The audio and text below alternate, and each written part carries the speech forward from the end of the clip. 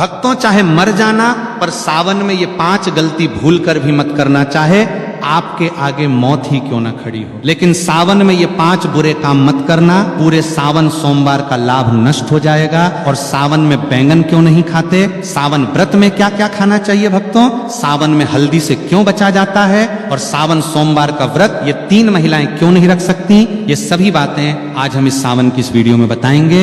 लेकिन उससे पहले कमेंट बॉक्स में भगवान शिव जी का जयकारा लगाते हुए हर हर महादेव जरूर लिखें, लाइक जरूर करें।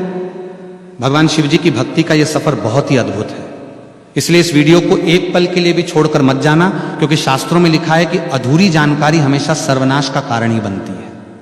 भक्तों, वर्ष 2026 में सावन का पावन महीना 30 जुलाई दिन गुरुवार से प्रारंभ होकर 28 अगस्त तक रहेगा। ये महीना भगवान शिव जी और माता पार्वती की उपासना के लिए अत्यंत शुभ और मंगलकारी माना जाता है।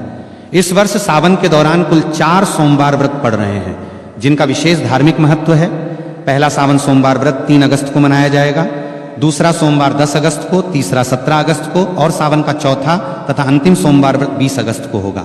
सावन का समापन 28 अगस्त 2026 को हो रहा है, जो कि रक्षाबंधन का पर्व है। इसी दिन बहनें अपने भाइयों की कलाई पर रक्षा सूत्र यानी राखी बांधकर भाई बहन के अटूट प्रेम और विश्वास के त्योहार को मनाएंगी। सावन का पहला दिन यानी 30 जुलाई भगवान श्री हरि विष्णु की कृपा प्राप्ति के लिए भी बहुत दुर्लभ और शुभ संयोग लेकर आ रहा है। पौराणिक मान्यताओं के अनुसार सावन के पूरे महीने में शिव भक्त शिवलिंग पर जल और बेलपत्र अर्पित करके सुख समृद्धि, सौभाग्य और दीर्घायु का आशीर्वाद प्राप्त करते हैं। ये समय सुहागिन महिलाओं के लिए अखंड सौभाग्य के नियमों का पालन करने और मंगला गौरी व्रत के माध्यम से पति की उन्नति की कामना करने के लिए सबसे बेहतर माना गया है। अतः 30 जुलाई से शुरू होने वाले इस पवित्र माह में श्रद्धा, नियम और पूर्ण सात्विकता के साथ महादेव की शरण में जाकर कोई भी भक्त अपनी हर मनोकामना पूरी कर सकता है। सावन का महीना कोई साधारण महीना नहीं है। ये ब्रह्मांड के रचयिता, पालनकर्ता और संहारक साक्षात देवों के देव महादेव का काल है। हमारे हिंदू पंचांग के अनुसार जब भगवान विष्णु आषाढ़ मास की देवश्रेणी एकादशी को 4 महीनों के लिए योग निद्रा में चले जाते हैं और पाताल लोक की ओर प्रस्थान करते हैं, तब पूरी सृष्टि पर एक पल के लिए अंधकार छाने लगता है। उस समय ब्रह्मांड को विनाश से बचाने के लिए महादेव स्वयं इस सृष्टि का पूरा कार्यभार अपने हाथों में लेते हैं। इस साल सावन की शुरुआत एक बेहद अद्भुत, दुर्लभ और तांत्रिक संयोग के साथ हो रही है। इस बार जितने भी सावन सोमवार PRH रहे हैं, वे सभी अपने आप में तंत्र मंत्र और अघोर शक्तियों को समेटे हुए हैं। शास्त्रों में लिखा है कि सावन के सोमवार का व्रत रखने से इंसान के 7 जन्मों के संचित पाप भस्म हो जाते हैं। जो कुंवारी कन्याएं इस व्रत को रखती हैं तो उनकी कुंडली के सारे ग्रह दोष शांत हो जाते हैं और उन्हें साक्षात शिव जैसा ही वर प्राप्त होता है। जो विवाहित महिलाएं इसे रखती हैं तो उनके सुहाग पर आने वाली अकाल मृत्यु और यमराज की छाया भी दूर भाग जाती है। लेकिन याद रखिए, सावन सोमवार की पूजा जितनी सरल और मनमोहक दिखती है, इसके अदृश्य नियम उतने ही करें खतरनाक और भयानक है। यदि कोई व्यक्ति बिना नियमों को जाने केवल समाज को दिखाने के लिए या अहंकार में ये व्रत रखता है, तो उसे पुण्य की जगह महादेव के तीसरे नेत्र के क्रोध का सामना करना PRH सकता है। शिवलिंग पर जल चढ़ाने का वो भयानक सच जो कोई नहीं बताता। जब हम सावन के महीने में शिव मंदिर जाते हैं तो हमारी आदत होती है कि हम जल का लोटा लेकर सीधे शिवलिंग की तरफ द्वार पड़ते हैं। लेकिन यहीं पर लोग अपने जीवन की सबसे बड़ी आत्मघाती और विनाशकारी गलती कर बैठते हैं। बहुत से लोग मंदिर के अंदर बने नल, कुएं या शिवालय के प्रांगण में लगे हुए वाटर फिल्टर से ही जल भर लेते हैं और उसे शिवजी पर चढ़ा देते हैं। शास्त्रों के अनुसार यह घोर अपराध और वर्जित कर्म माना गया है, जिसे पराया जल या चोरी का जल कहा जाता है। मंदिर का जल केवल वहां के पंडित, पुजारी या उस प्रांगण में रहने वाले सेवादारों के लिए होता है, क्योंकि वो मंदिर परिसर ही उस पुजारी का घर होता है। यदि आपका घर मंदिर की सीमा से बाहर है तो आपको हमेशा अपने घर की रसोई से, अपने घर के मटके या शुद्ध जल पात्र से तांबे, चांदी या पीतल के लोटे में जल भरकर ही मंदिर जाना चाहिए।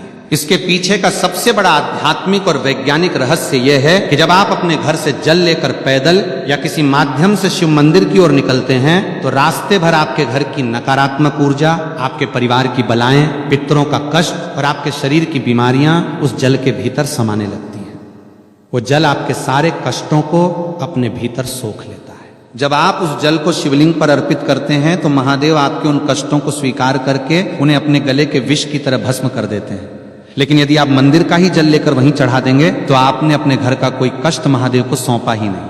आपकी वो यात्रा अधूरी रह गई और उस पूजा का फल शून्य हो गया। शिवलिंग के गिरते जल के चमत्कारी और डरावने फायदे। शिवलिंग पर जब जल की अखंड धारा गिरती है तो वह शिवलिंग के नीचे बनी जलहरी से होते हुए एक निश्चित दिशा में बह जाती है। शास्त्रों में उस बहते हुए जल को साक्षात अमृत और शिव की अलौकिक ऊर्जा का महापुंज माना गया है। पहला कर नियम यह है कि जब आप जल चढ़ा लें तो उस जलहरी से बाहर बहते हुए जल को कभी भी भूलकर लांघना नहीं चाहिए, क्योंकि वो ऊर्जा इतनी तीव्र और तांत्रिक होती है कि यदि कोई साधारण इंसान उसे लांघता है तो उसके शरीर का चक्र बिगड़ सकता है और उसका मानसिक संतुलन तक हिल सकता है। लेकिन शास्त्र कहते हैं कि उस गिरते हुए जल को किसी मुसाफिर या भक्त को थोड़ा सा अपने पात्र में रोक लेना चाहिए। उस जल को अत्यंत पवित्र और चमत्कारी मानकर अपने घर ले आना चाहिए। यदि आपके घर में किसी छोटे बच्चे को या किसी बड़े बुजुर्ग को बहुत तेज बुखार आ गया हो, जिस पर डॉक्टरों की दवाइयां भी काम करना बंद कर चुकी हो, तो इस दिव्य जल के कुछ छींटे उस बीमार व्यक्ति के ऊपर मार दें या उसे 2 बूंद ये जल पिला दें। आप अपनी आंखों से देखेंगे कि महादेव की कृपा से वो भयंकर और जानलेवा बुखार भी मिनटों में गायब हो जाएगा। इतना ही नहीं, यदि किसी व्यक्ति की आंखों में हमेशा कीचड़ जाता हो या आंखें लाल रहती हो या जलन होती हो या उम्र के साथ आंखों की रोशनी धुंधली पड़ती जा रही हो, तो इस जल को सुबह सुबह अपनी आंखों पर पलकों के पास लगाना शुरू करें। धीरे धीरे आंखों का सारा भयंकर विकार दूर हो जाएगा और आपकी आंखों की रोशनी इतनी तेज होने लगेगी कि बरही से बरही बीमारी महादेव की कृपा से पूरी तरह साफ और चमकदार हो जाएगी। महाउपाय बेल की जरेज का ताबीज, तंत्र काट और खान पान का करहा पहरा। अब हम बात करेंगे कि घर के आंगन में जल छिड़कने का भयंकर तांत्रिक रहस्य शिवलिंग से लाए गए उस बचे हुए जल को केवल पीना ही नहीं है, बल्कि इसका एक ऐसा प्रयोग है जो बड़े बड़े तांत्रिकों के होश उड़ देता है। यदि आप इस जल को अपने घर के आंगन में, घर के चारों कोनों में, तिजोरी के पास और मुख्य द्वार पर छिड़कते हैं तो आपके घर के आसपास मंडराने वाली भयंकर से भयंकर अदृश्य शक्तियां, भूत प्रेत, अतृप्त आत्माएं और नकारात्मक बाधाएं चीखते हुए उस स्थान को हमेशा के लिए छोड़कर भाग जाती है। अगर किसी दुष्ट व्यक्ति ने या आपके दुश्मन ने आपके घर पर कोई टोना टोटका, मूठ करनी या तांत्रिक क्रिया की होगी जिसके कारण आपके घर में बीमारियां और कंगाली रहती हैं, तो शिवजी के इस चरणामृत के स्पर्श मात्र से वो तंत्र उसी क्षण उल्टा घूमकर करने वाले पर वार कर देता है। घर की सुख शांति जो सालों से गायब थी वो वापस लौट आएगी और घर में बरकत होने लगेगी। लेकिन एक डरावनी चेतावनी याद रहे कि इस जल को कभी भी पैर नहीं लगना चाहिए और ना ही इसे किसी गंदे या अशुद्ध स्थान पर रखना चाहिए और ना ही इसे बाथरूम के आसपास ले जाना चाहिए, अन्यथा इसके परिणाम बहुत ही भयानक और विनाशकारी हो सकते हैं। जल और दूध में क्या मिलाकर चढ़ाएं और धतूरे का गुप्त गणित भोलेनाथ को प्रसन्न करने के लिए केवल सादा जल ही काफी है, क्योंकि भोले बाबा आशुतोष हैं। लेकिन यदि आप अपने जीवन की किसी विशेष और बहुत पुरानी और अधूरी मनोकामना को पूरा करना चाहते हैं तो जल में कुछ विशेष गुप्त वस्तुएं मिलाना अनिवार्य है। सावन के महीने में यदि आप शिवलिंग पर गन्ने का ताजा रस या जूस चढ़ाते हैं तो माता लक्ष्मी जी आपके घर में साक्षात बंध जाती है और दरिद्रता कितनी भी बड़ी हो या कर्ज का पहाड़ कितना भी ऊंचा हो, वो महादेव के सामने घुटने टेक देता है। यदि आपको लगता है कि आपके घर में पितृदोष है या राहु केतु की महादशा चल रही है या बनते काम एन वक्त पर बिगड़ जाते हैं, तो जल के अंदर थोड़े से काले तिल मिलाकर AUM नमः शिवाय का 108 बार जाप करते हुए शिवलिंग पर अर्पित करें। अब बात करते हैं शिवजी के सबसे प्रिय और खतरनाक फल धतूरे की। लोग अनजाने में पैरों से तोड़कर जितने मर्जी धतूरे शिवलिंग पर सजा देते हैं, जो कि पूरी तरह गलत और वर्जित है। शास्त्रों के अनुसार शिवलिंग पर धतूरा को हमेशा विषम संख्या में ही चढ़ाना चाहिए, जैसे कि केवल 1, 3 या 5 धतूरा। असल में इंसान के भीतर छिपे काम, क्रोध, लोभ, मोह और अहंकार का प्रतीक है। जब आप विषम संख्या में धतूरा चढ़ाते हैं तो आप अपनी इन मानसिक बुराइयों और जहर को महादेव के चरणों में सौंप रहे होते हैं। इसके साथ ही सावन में पंचामृत का भोग लगाना चाहिए, जिसमें शुद्ध गाय का कच्चा दूध, गाढ़ा दही, घर का निकाला हुआ घी, शुद्ध शहद और मिश्री की शक्कर शामिल हो। यह सभी सामग्री शिवजी को तृप्त करती है। लेकिन याद रखें कि पंचामृत में कभी भी बाजार की डिब्बा बंद या मिलावटी चीजों का इस्तेमाल भूलकर भी ना करें। व्रतधारियों के लिए तो दूध पीने की सख्त मनाही का वैज्ञानिक और धार्मिक सच सावन के महीने में व्रत रखने वाले भक्तों को एक ऐसी गुप्त बात का ध्यान रखना चाहिए जो अक्सर लोग अनदेखा कर देते हैं और बाद में पछताते हैं। यदि आपने सावन सोमवार का व्रत रखा है या पूरे सावन के नियम का पालन कर रहे हैं तो आपको भूल कर भी दूध का सेवन नहीं करना चाहिए। इसके 2 बहुत बड़े और ठोस कारण हैं। पहला कारण पूरी तरह धार्मिक है। सावन के महीने में दूध पूरी तरह से भगवान शिव को समर्पित होता है, क्योंकि समुद्र मंथन के समय निकले विष के कारण उनके कंठ में जो भयंकर जलन हो रही थी, उसे शांत करने के लिए सभी देवताओं ने उन पर दूध और जल चढ़ाया था। जो चीज सीधे भगवान को अर्पित की जा रही हो, उसे व्रतधारी स्वयं ग्रहण नहीं कर सकता, इसे उच्छिष्ट या दोष माना जाता है। दूसरा कारण वैज्ञानिक और डरावना है। सावन में चारों तरफ भारी वर्षा होती है, जिससे जमीन पर अजीबोगरीब की माकोरहे फंगस और जहरीली घास उगाती है। जब गाय और भैंस इस घास को चरती हैं तो वो विषैला तत्व उनके दूध में भी आ जाता है। सावन के दिनों में इंसान की जठराग्नि यानी पाचन शक्ति बहुत कमजोर होती है, इसलिए इस समय दूध पीना साक्षात पेट की भयंकर बीमारियों और विष को न्योता देना है। ये दूध केवल छोटे बच्चों, असहाय बुजुर्गों या भयंकर रूप से बीमार लोगों को ही दिया जाना चाहिए, क्योंकि उनके जीवन की रक्षा के लिए शास्त्रों में विशेष छूट है। एक स्वस्थ व्रतधारी अगर सावन में दूध पीता है तो उसका व्रत तत्काल प्रभाव से दूषित और खंडित हो जाता है। कुत्तू के आटे का डरावना सच की है मकोरहे और व्रत टूटने का भय। व्रत के दौरान लोग फलाहार के नाम पर कुत्तू के आटे की पूरियां, पकौड़ियां, पराठे या हलवा भरे चाव से खाते हैं और सोचते हैं कि उन्होंने बहुत पवित्र भोजन किया है। लेकिन क्या आपको पता है कि बाजार में मिलने वाले कुत्तू के आटे में एक ऐसा डरावना रहस्य छिपा है जो आपके व्रत को पूरी तरह नष्ट करके आपको नरक का भागी बना सकता है। कुत्तू का आटा काफी समय पहले पीसकर बोरियों में बंद करके रखा जाता है, जिसके कारण नमी पाकर उसके भीतर बहुत ही बारीक, सूक्ष्म और छोटे छोटे कीड़े मकोड़े पैदा हो जाते हैं, जिन्हें बिना गौर किए नग्न आंखों से देखना नामुमकिन सा होता है। यदि आप बाजार से पैकेट या खुला आटा लाकर बिना उसे अच्छी तरह जांचें और बिना बहुत बारीक छलनी से छाने सीधे तेल में तलकर इस्तेमाल कर लेते हैं तो अन्न जाने में आप उन सैकड़ों जीवित जीवों और कीड़ों को भी पकाकर खा जाते हैं। शास्त्रों में साफ साफ लिखा है कि व्रत के दौरान यदि आपके पेट में एक भी कीड़ा या जीव चला गया तो वो मांस भक्षण यानी मांस खाने के बराबर माना जाएगा। जैसे ही आपने अनजाने में भी उस मांस रूपी की को खाया तो आपका व्रत उसी क्षण पूरी तरह टूट गया और आपको व्रत के पुण्य की जगह जीव हत्या का भयंकर पाप लग गया और आपका मानस पूरी तरह अपवित्र हो गया। इसलिए जब भी कुत्तू के आटे का प्रयोग करें, लेकिन उसे पहले धूप में सुखाएं और बारीक छलनी से 3 बार छानें और पूरी तरह आश्वस्त होने के बाद ही खाएं। व्रत में नमक के नाम पर केवल और केवल शुद्ध सेंधा नमक का ही प्रयोग होना चाहिए। साधारण समुद्री नमक का एक दाना भी व्रत को नष्ट कर देता है। बेल के पैरे की झड़ का ताबीज और अदृश्य शक्तियों का परछाई नाश सावन के महीने में बेल पत्र का महत्व तो बच्चा बच्चा जानता है, लेकिन बेल के पैर की जरज में जो तांत्रिक, सुरक्षात्मक और अलौकिक शक्तियां होती हैं उसके बारे में कोई नहीं बात करता। सावन के किसी भी सोमवार को सुबह सूर्योदय से पहले उठकर स्नान करके बेल के प्राचीन वृक्ष के पास जाएं, वहां धूप दीप जलाकर प्रार्थना करें और उसकी जड़ का एक छोटा सा टुकड़ा कुल्हार ही या लोहे से नहीं बल्कि लकड़ी या हाथ से प्यार से तोड़ कर ले आए। उस टुकड़े को गंगाजल और गाय के कच्चे दूध से धोकर पहले शिवलिंग पर स्पर्श कराएं और फिर उसे महादेव का प्रसाद मानकर वापस ले लें। इसके बाद उस चको, चांदी, तांबे या पीतल के किसी ताबीज के अंदर भरकर काले या लाल धागे की मदद से अपने गले में या दाहिनी बाजू पर बांध लें। ये कोई साधारण लकर ही नहीं रह जाती, ये साक्षात महादेव का त्रिशूल और सुरक्षा कवच बन जाती है। इस ताबीज को पहनने के बाद दुनिया का कोई भी ओझा तांत्रिक, कोई भी बुरी नजर, मूठ, भूत, प्रेत, डाकनी, शाकनी या हवा में घूमने वाली नकारात्मक शक्ति आपके आसपास भी नहीं भटक सकती। यदि आपको रात में डरावने सपने आते हैं, अचानक छाती पर वजन महसूस होता है या आपको लगता है कि आपके ऊपर किसी ने कुछ टोना कर दिया है, तो ये JRH उस पूरी बला को अपने भीतर सोख लेगी। इसे पहनने के बाद आपका रुका हुआ कारोबार, आपकी नौकरी और आपका जीवन बहुत तेजी से सफलता की ऊंचाइयों की ओर बढ़ने लगेगा। वैवाहिक जीवन के करे प्रतिबंध वर्जित कर्म और महादेव की परीक्षा के संकेत और पतितप के रिश्ते का वह करवा सच जिससे व्रत सफल या निष्फल होता है, भगवान शिव और माता पार्वती इस पूरी सृष्टि के सबसे पहले, सबसे आदि और सबसे आदर्श पतिपत्नी है।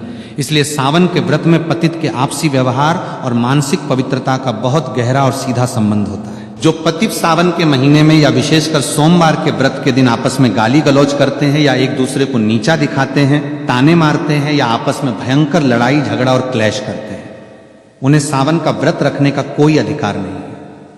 यदि ऐसी अशांत स्थिति में आप भूखे रहकर व्रत रखते भी हैं तो महादेव आपके उस व्रत को कभी स्वीकार नहीं करते। आपका भूखा रहना केवल एक शारीरिक प्रताड़ना और नाटक बनकर रह जाता है और आपके पुण्य की सारी ऊर्जा उसी क्षण नष्ट हो जाती है। शास्त्रों के अनुसार देवी देवता हमेशा पति के प्रेमपूर्ण जोड़े की सामूहिक, सकारात्मक और ऊर्जा से ही प्रसन्न होते हैं। यदि आपका पति आपसे प्यार से बात करके या आपकी सहमति से आपको खुश रखकर किसी काम के सिलसिले में नौकरी पर या विदेश गया है तो पत्नी घर पर रहकर पूरी निष्ठा से व्रत रख सकती है। लेकिन यदि दोनों के बीच भयंकर क्लेश हुआ है, पत्नी रोते हुए और पति को गाली देते हुए अपने मायके जाकर बैठ गई है और वहां सावन का व्रत रख रही है, तो वो व्रत पूरी तरह निष्फल है। कोर्ट मैरिज और अधूरी शादी वाली महिलाओं के लिए शास्त्रों का करह निषेध आज के आधुनिक और पाश्चात्य युग में बहुत से युवा कोर्ट में जाकर कागजों पर दस्तखत करके शादी कर लेते हैं और समाज में उसे ही अपना पूरा विवाह मान लेते हैं। लेकिन सनातन शास्त्रों, वेदों और हिंदू धर्म के अनुसार कोर्ट मैरिज एक पूरी तरह अधूरा और केवल कानूनी विवाह है, धार्मिक नहीं। जब तक पवित्र अग्नि को साक्षी मानकर वैदिक मंत्रोवार के बीच कन्यादान और 7 फेरे नहीं लिए जाते, तब तक वो विवाह आध्यात्मिक रूप से पूर्ण नहीं माना जाता। शास्त्रों के अनुसार ऐसी अधूरी शादी वाली महिलाओं को सावन का मुख्य और कर व्रत रखने से बचना चाहिए, क्योंकि जब तक विवाह के 7 फेरे पूरे नहीं होते तब तक महिला को अपने पति के आधे पुण्य की प्राप्ति नहीं होती और ना ही वो धार्मिक रूप से अर्धांगिनी कहलाती है।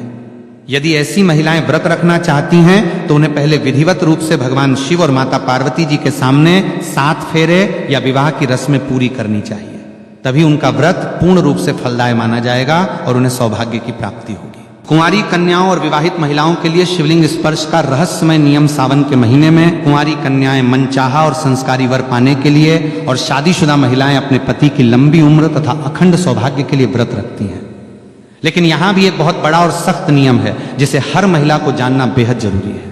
कुंवारी कन्याओं को पूजा करते समय भूलकर भी शिवलिंग का सीधा स्पर्श नहीं करना चाहिए। इसके पीछे का रहस्य बहुत ही गहरा है। शिवलिंग साक्षात महादेव की निराकार, अनंत और अत्यंत तीव्र ऊर्जा का केंद्र है। कुंवारी कन्याओं का शरीर और उनकी आंतरिक ऊर्जा इस तीव्र ब्रह्मांडीय प्रभाव को सीधे संभालने के लिए तैयार नहीं होती, जिससे उनके जीवन में अनजाने में मानसिक अशांति या स्वास्थ्य संबंधी समस्याएं आ सकती हैं। कुंवारी कन्याओं को हमेशा माता पार्वती की मूर्ति या शिवलिंग के नीचे बनी जलहरी का स्पर्श करना चाहिए और दूर से ही जल अर्पित करना चाहिए। इसके विपरीत जो महिलाएं विवाहित हैं, जिनका वैदिक विवाह पूर्ण हो चुका है, वे शिवलिंग का स्पर्श कर सकती हैं, उसे अपनी उंगलियों से चंदन भी लगा सकती हैं और उसकी अच्छे से सेवा कर सकती हैं। इन नियमों का पालन न करने से पुण्य की जगह दोष लग जाता है। सावन में मिलने वाले वो डरावने संकेत जो बताते हैं कि महादेव आपसे प्रसन्न है, जब आप पूरी निष्ठा कर नियमों और शुद्ध अंतःकरण के साथ सावन का व्रत रखते हैं तो महादेव आपकी परीक्षा भी लेते हैं और साथ ही साथ आपको कुछ ऐसे दिव्य और अलौकिक संकेत देते हैं जिन्हें देखकर कोई भी साधारण इंसान डर के मारे कांप उठेगा। यदि सावन के महीने में अचानक आपके घर के भीतर बेडरूम में या आंगन में कोई चमकीला काला नाग दिखाई दे या नाग नागिन का जोरा मस्ती करता हुआ दिखे तो घबराकर चीखे मत, भागे मत और ना ही किसी लाठी से उसे कोई नुकसान पहुंचाए। ये इस बात का बेहद खतरनाक, अचूक और साक्षात संकेत है कि स्वयं महादेव के गण आपके घर की सुरक्षा करने आ चुके हैं। इसका मतलब है कि आपकी भक्ति पूर्ण रूप से सफल हो चुकी है और आपकी कोई बड़ी अधूरी मनोकामना बहुत जल्द पूरी होने वाली है। इसी तरह यदि सावन के दिनों में अचानक आपके घर के मुख्य द्वार पर कोई भूखी गाय आ जाए या साक्षात नंदी महाराज आकर खड़े हो जाएं और अपनी पूंछ हिलाएं तो समझ जाइए कि महादेव स्वयं नंदी पर सवार होकर अदृश्य रूप में आपके दुखों का अंत करने आए हैं। आपको तुरंत भागकर उन्हें हरी घास, गुड़ या शुद्ध भोजन कराना चाहिए और उनके माथे पर कुमकुम का तिलक लगाना चाहिए। सावन के महीने में किसी प्राचीन शिव मंदिर के भीतर अचानक दीवार पर छिपकली का रेंगते हुए या आपके सामने गिरते हुए दिखना भी बहुत ही दुर्लभ और शुभ संकेत माना जाता है। यह अचानक होने वाले धन, आगमन और कर्ज मुक्ति का अचूक प्रतीक है। भीमराज और काली मधुमक्खी का रहस्यमय और तांत्रिक आगमन सावन के महीने में कई बार हमारे घरों में काले रंग का एक बरहा सा उड़ने वाला जीव आता है, जिसे ग्रामीण भाषा में कुछ लोग भीमराज कहते हैं या काली परही मधुमक्खी यानी भंवरा कहते हैं। इसकी गूंज बहुत तेज होती है। यदि ये जीव अचानक आपके घर में आकर कानों के पास गूंजने लगे या आपके पूजा घर में रखे दीपक के आसपास चक्कर काटने लगे तो डर कर उसे मारे नहीं। यह साक्षात माता दुर्गा के ब्राह्मणी रूप के आगमन का संकेत है। शास्त्रों में भंवरे और काली मधुमक्खी को माता ब्राहरी और मां दुर्गा का दूत माना गया है। इसका घर में आना इस बात का अकाट्य प्रमाण है कि आपके घर पर जो भी भयंकर तंत्र मंत्र, मूठ, नजर दोष या अलावला मंडरा रही थी उसे माता दुर्गा के दूतों ने स्वयं भस्म कर दिया है और अब आपके घर में सुख, समृद्धि, वैभव और असीम शांति का वास होने वाला है। महादेव को 56 भोग या सोने चांदी के बर्तनों की आवश्यकता नहीं है, वे तो केवल सच्चे भाव और जल के भूखे हैं। लेकिन जब आप अपनी श्रद्धा से उन्हें भोग लगाते हैं तो आपको शास्त्रों में लिखी सही विधि का पता होना चाहिए।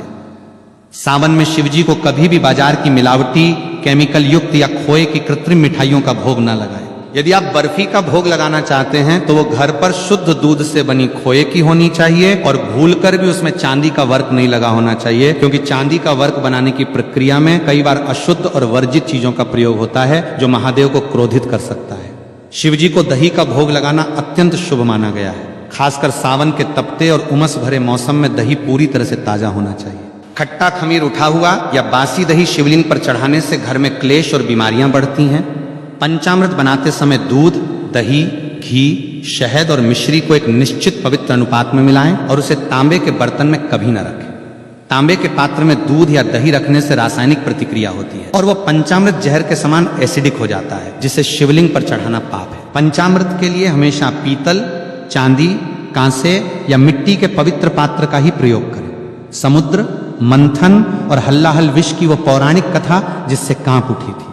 पूरी सृष्टि सावन के इस पावन, अलौकिक और डरावने एपिसोड के अंत में आइए सुनते हैं वो अमर पौराणिक कथा जिसे सुने या पढ़े बिना सावन का कोई भी व्रत, सोमवार की पूजा या उपवास कभी पूरी तरह फलदायी नहीं हो सकता। सतयुग के दौरान जब देवताओं और असुरों के बीच अमृत की चाह में ऐश्वर्य और अमृत प्राप्ति के लिए क्षीर सागर में समुद्र मंथन किया जा रहा था, तब मंदराचल पर्वत को मथानी और नागराज वासुकी को रस्सी बनाया गया था। एक तरफ देव थे और दूसरी तरफ दानव मंथन की उस तीव्र और भयंकर प्रक्रिया से अचानक समुद्र के भीतर से एक गहरा, काला, खौफनाक और अत्यंत विनाशकारी धुआं निकलने लगा। ये कोई साधारण धुआं नहीं था। यह साक्षात हलाहल नाम का महावश था जो ब्रह्मांड का सबसे खतरनाक जहर था।